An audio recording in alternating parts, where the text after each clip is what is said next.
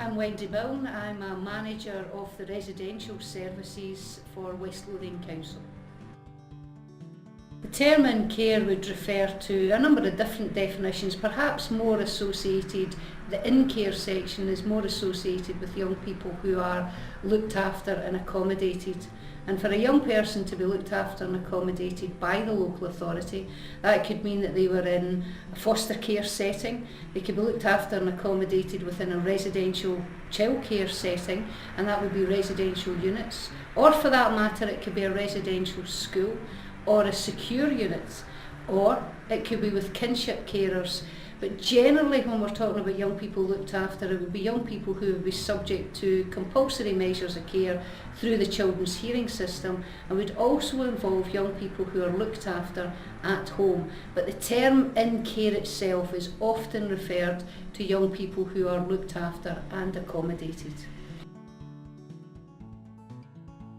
Young people would come into the care setting from a number of different routes. There might be some young people, and I would have to say perhaps the minority of young people would come through in relation to their offending behaviour. But the vast majority of young people who are in our care settings come in relation to welfare issues. That might be that young people have experienced abuse in a variety of settings, whether that be physical abuse or sexual abuse, or that they've witnessed domestic violence within the family home, or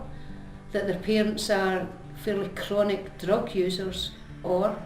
in relation to young people who are currently accommodated within our residential unit in West Lothian, we have young people who have no parents because their parents are deceased or their parents are in custody.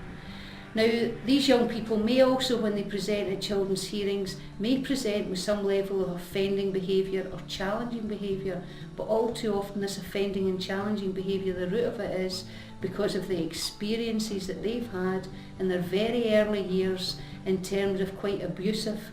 experiences within the family home, and that then results in scenarios where young people then play out in school settings, or they become involved in drugs or gangs or more challenging and offending behaviour. But ultimately, for the vast majority of young people who come through the care system, they come through the care system because of experiences that have happened to them rather than what they have done to others.